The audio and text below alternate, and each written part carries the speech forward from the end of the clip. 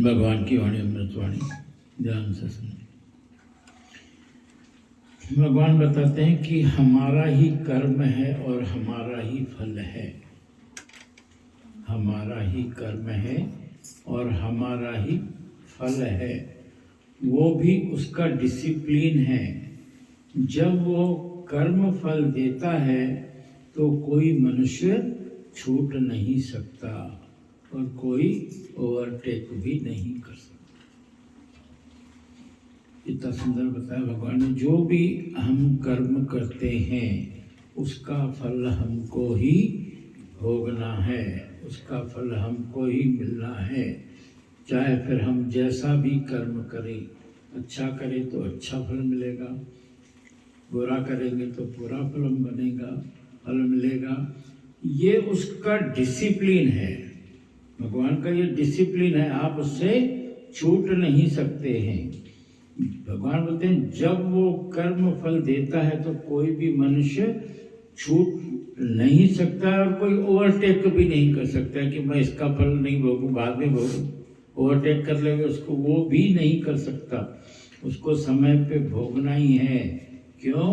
क्योंकि निराकार के आगे हम सब जीरो हैं।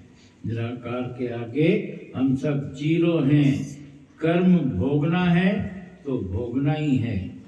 दुर्जन से निभाना है तो निभाना ही है। क्योंकि बेटा पैदा होगा तो तू आलू टमाटर तो नहीं है जो तू चेंज करके आ जाएगा। अगर कोई बेटा पैदा होता है जो अच्छे कर्म नहीं करता है, सताता है, परेशान करता है, तो भगवान बोलते हैं वो कोई आलू टमाटर तो नहीं है कि हम उसको चेंज करके आएंगे। किसी का बेटा पीता हो, खाता हो या बहू कैसी भी हो, चेंज तो नहीं करके आएगा ना। निभाना तो है ना। राजा को भी निभाना पड़ता है, भले राजा हो। भगवान ने उदाहरण बताया औरंगजेब के बेटे का। कि औरंगजेब का बेटा नंगा होके सभा में आ जाता था। बाप उसका इतना जुल्मी था, उसके कर्म का फल उसको भी भोगना पड़ता था। इतनी उसकी बेइज्जती होती थी, नंगा सभा में आकर कुछ बोलता रहता था। तो कैसे कर्मों का फल आता है।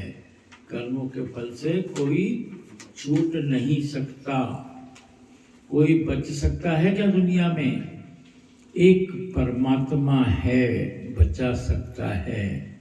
उससे दोस्ती रखना कितना जरूरी है। एक परमात्मा ही है जो आपको उससे बचा सकता है। इसके लिए उससे प्रीत रखना बहुत जरूरी है। जो वैराई तासो प्रीत, सो संग सहाई तासो नाही प्रीत। जो वैराई तासो प्रीत, जो संग सहाई तासो नहीं प्रीत। यानी जो शरीर वैराई है, जो मन दुश्मन है, जो अहंकार दुश्मन है, उसको हम संग सहाई समझ के बैठे। जो मन दुश्मन है, जो अहंकार हमारा दुश्मन है, हम क्या है उसको ही अपना साथी समझ के बैठे हैं। मेरा मन राइट बोलता है। अपने मन की आवाज को अपना आप समझना है।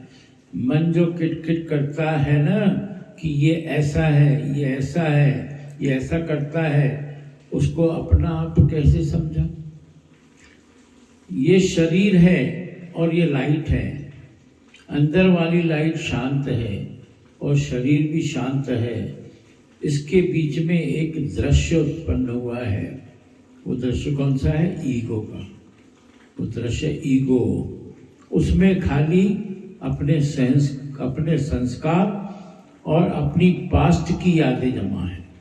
उस ईगो में केवल अपने संस्कार और अपने पास्ट की यादें जमा है। अगर पास्ट की यादें और अपना संस्कार मिटा दो तो खाली आत्मा रह जाएगी। बहुत अच्छे से क्लियर किया है भगवान ने आत्मा का, संस्कार का और शरीर के बीच में। भगवान बोलते हैं जब पास्ट की यादें और अपना संस्कार मिटा दो तो फिर खाली आत्मा रह जाएगी। तुम मूर्ति बन जाओगे। जहाँ बैठोगे आनंद में बैठोगे, पता ही नहीं चलेगा कि कोई भी संसार की हालत आएगी, किसी का पैसा चला जाएगा, किसी की जॉब चली जाए, किसी का शरीर खराब होवे, तो अंदर में जो अहंकार है, जीव है, वो मर जाता है। तो हालत के साथ मन भी मर जाता है। एक मन का मौत होता है, फिर हमारे सामने एक स्पेस आ जाती है, आकाश आ जाता है। और अगर उदासी को, मौत को सह जाते हैं तो हमारे अंदर आनंद का सागर आ जाता है। भगवान बता रहे हैं कि एक परमात्मा ही है जो हमको हमारे कर्मों से बचा सकता है। तो उससे दोस्ती रखना कितना जरूरी है, उससे प्रीत रखना कितनी जरूरी है। पर हम किससे प्रीत रखते हैं? हम प्रीत रखते हैं मन से, शरीर से, जो हमारे दुश्मन है, जो अहंकार है, जो अहंकार दुश्मन है, उसको हम संग साही समझ के बैठे हैं कि मेरा मन राइट बोलता है। अपने मन की आवाज को अपना आप समझना है। मन जो किटकिट करता है ना कि ये ऐसा करता है, ये ऐसा करता है, उसको अपना आप कैसे समझा? मन जो हमको भटकाता है वो हमारा साही नहीं है। हमको इस बात को पक्का कर लेना है कि ये मन ही हमको अहंकार में डालता है, यही किटकिट कराता है। तो उसको हम अपना आप कैसा समझें? ये शरीर लाइट है और ये शरीर है और ये लाइट है।